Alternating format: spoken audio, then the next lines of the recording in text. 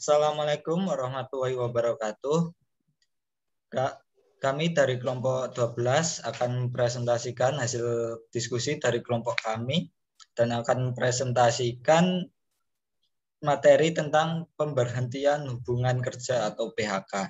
Sebelum itu, saya sebagai moderator akan mengenalkan beberapa anggota dari kelompok kami, yaitu yang pertama ada Anis Yulia Sasmita yang dengan NPM 200301225, ada Heni Kurniawati dengan nomor induk 200301230, ada Mas Laude Hamlik Daratupe dengan nomor induk E1 18018, dan ada saya sendiri yaitu Nasian Arif Dwi Fitriansyah dengan nomor induk 2001010149.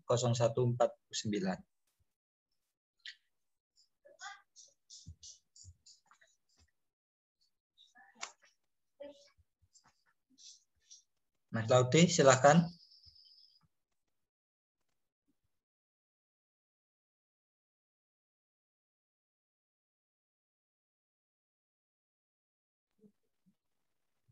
Baik, terima kasih kesempatan dari moderator. Jadi di sini kami akan membahas tentang PHK. Jadi pengertian dari PHK itu sendiri atau pemutusan hubungan kerja adalah berakhirnya hubungan kerjasama antara karyawan dan perusahaan baik karena ketentuan yang telah disepakati atau mungkin berakhir di tengah karir. Next.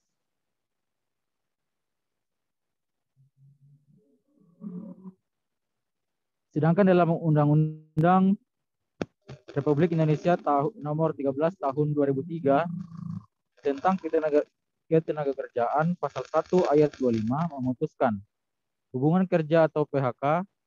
Pemutusan hubungan kerja atau PHK adalah barang akhiran hubungan kerja karena suatu hal tertentu yang mengakibatkan berakhirnya hak dan kewajiban antara pekerja atau buruh dan pengusaha.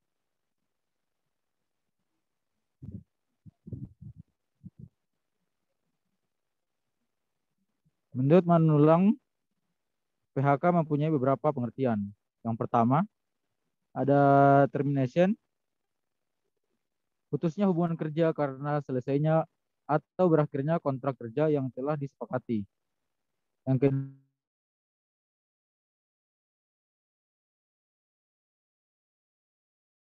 putusnya hubungan kerja karena karyawan melakukan tindakan pelanggaran disiplin yang telah ditetapkan. Yang ketiga, ada redundansi, yaitu karena perusahaan melakukan pengembangan menggunakan mesin. Yang terakhir ada retrenchment yang dikaitkan dengan masalah-masalah ekonomi seperti resesi ekonomi yang membuat perusahaan tidak mampu memberikan upah kepada karyawannya. Mungkin cukup sekian dari saya kembalikan kepada moderator.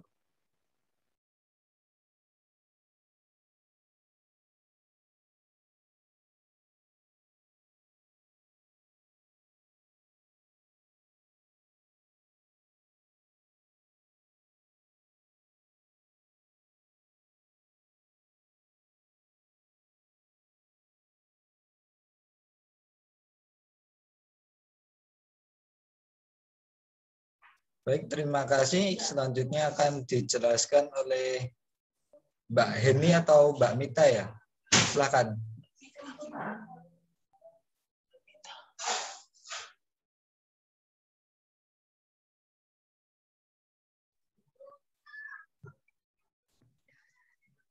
Fungsi dan tujuan pemberhentian hubungan kerja atau PHK. Yang pertama ada mengurangi biaya tenaga kerja yang mengakibatkan menggantikan kinerja yang buruk, meningkatkan inovasi, kesempatan untuk perbedaan lebih besar. Meningkatkan inovasi ada beberapa macam, seperti sebagai berikut. Yang pertama ada pemberian penghargaan melalui promosi atas kinerja individual yang tinggi. Yang kedua ada menciptakan kesempatan untuk level posisi yang baru masuk. Yang terakhir ada tenaga kerja dipromosikan untuk mengisi lowongan kerja sebagai sumber daya yang dapat memberikan inovasi atau menawarkan pandangan baru.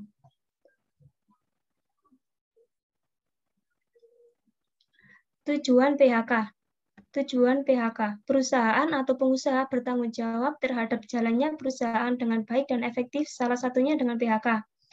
Pengurangan buruh dapat diakibatkan karena faktor dari luar, seperti kesulitan penjualan dan mendapatkan kredit. Tidak adanya pesanan, tidak adanya bahan baku, produk, menurunnya permintaan, kekurangan bahan bakar atau listrik, kebijaksanaan pemerintah, dan meningkatkan persaingan.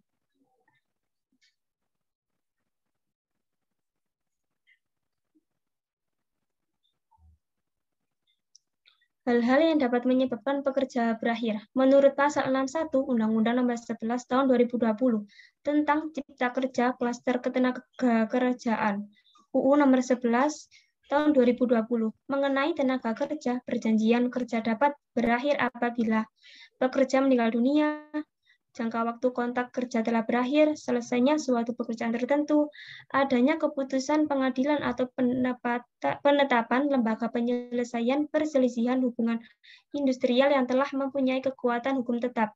Yang terakhir, adanya keadaan atau kejadian tertentu yang dicantumkan dalam perjanjian kerja, peraturan perusahaan, atau perjanjian kerja bersama yang dapat menyebabkan berakhirnya hubungan kerja.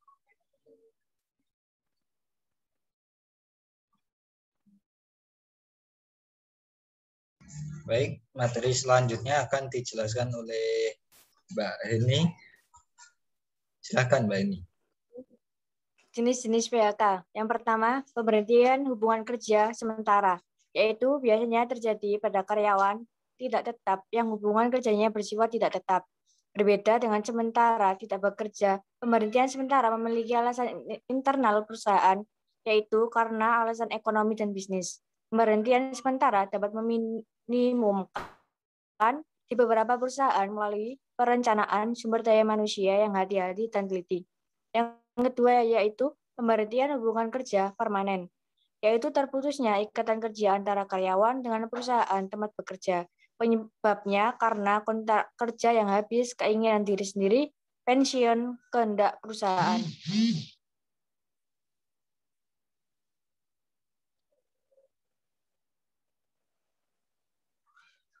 Lanjut, Mas. Proses dan prosedur PHK. Yang pertama, musyawarah karyawan dengan pimpinan perusahaan. Yang kedua, musyawarah pimpinan serikat buruh dengan pimpinan perusahaan. Yang ketiga, pemutusan hubungan berdasarkan keputusan pengadilan negeri. Yang keempat, musyawarah pimpinan serikat buruh, pimpinan perusahaan, dan wakil dari P4D. Yang kelima, musyawarah pimpinan serikat buruh, pimpinan perusahaan, dan wakil dari P4P.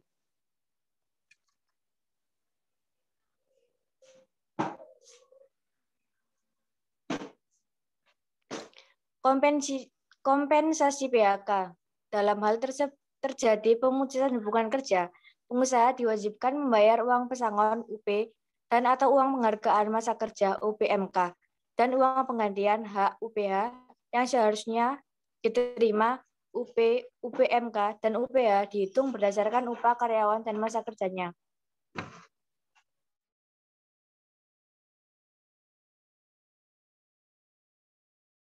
Baik, kesimpulan dari materi-materi sebelumnya yang telah dibacakan oleh kawan-kawan yaitu pemutus hubungan kerja yang juga dapat disebut dengan pemberhentian. Pemisahan memiliki pengertian sebagai sebuah pengakhiran hubungan kerja dengan alasan tertentu yang mengakibatkan berakhirnya hak dan kewajiban pekerja dan perusahaan. Pemutus hubungan kerja atau PHK merupakan dinamika dalam sebuah organisasi perusahaan.